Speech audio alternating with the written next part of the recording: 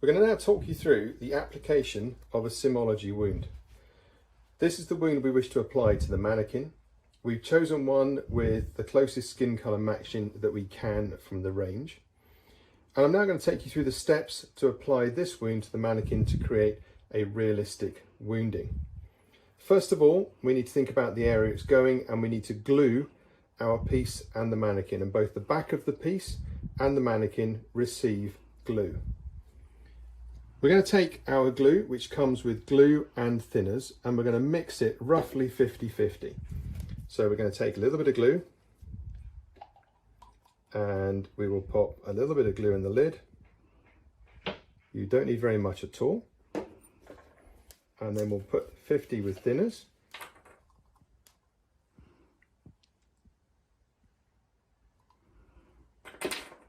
Remember to put your lid back on your thinners so it doesn't evaporate whilst you are working with the glue.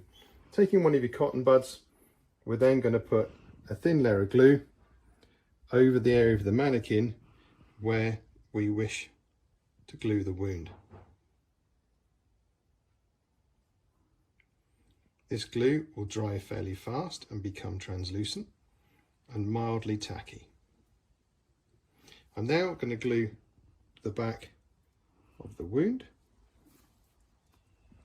which is our pre-painted simology wound. I'm going to glue it up to, but not including, either that silicone flashing that you can see here, or on some of the simology wounds, instead of a silicone flashing, there is a glue gun flashing. But whichever one the wound has, just take the glue up to the edge, but not past it, because that is all in a minute going to be dissolved and placed in the bin. If the glue isn't drying fast enough, and this glue does dry pretty fast, you can check it, it's mildly tacky. You can use a fan, just any old handheld fan, to speed up the drying process, because both glues need to be touch dry before you introduce them to each other.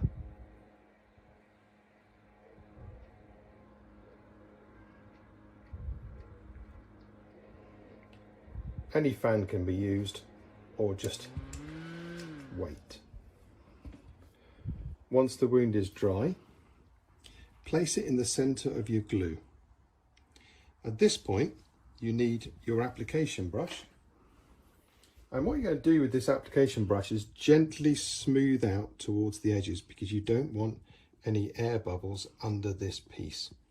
So we're gently smoothing out using the application tool to push it down. And then when we're happy that there are no bubbles, then we press hard to allow the glue to contact each other and to set up.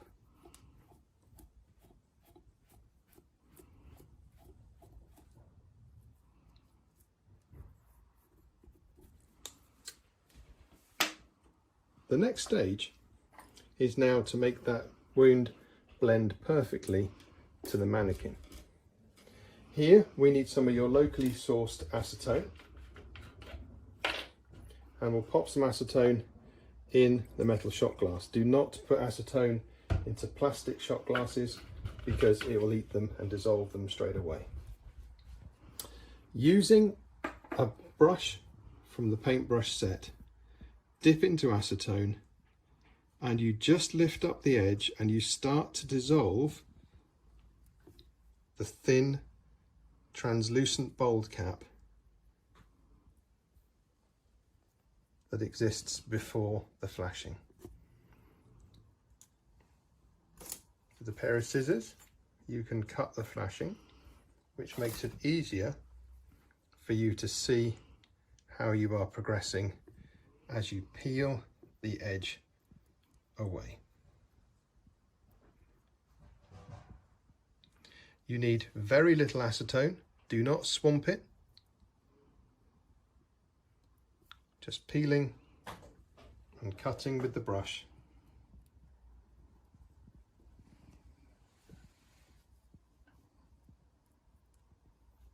Peeling and cutting.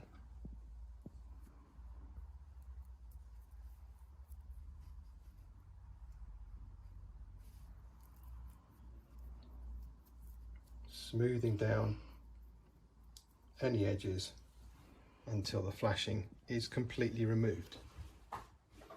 The flashing can be thrown away and you now have an applied Simology wound. If that wound is in any way tacky still, you can give it a gentle talc off with normal talcum powder.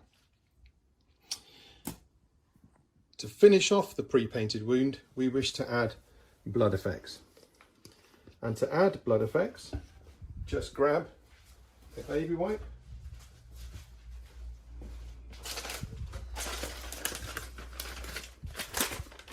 and the bottle of blood, give the bottle of blood a shake and simply dot in the required blood effects to bring the wound to life. Remembering not to overblood. If you wish, you can drop it in with a paintbrush or a syringe.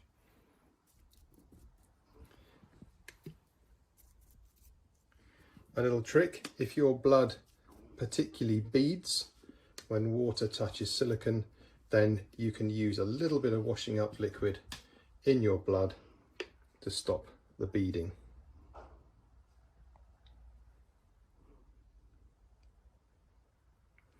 And there you have your completed Simology wound.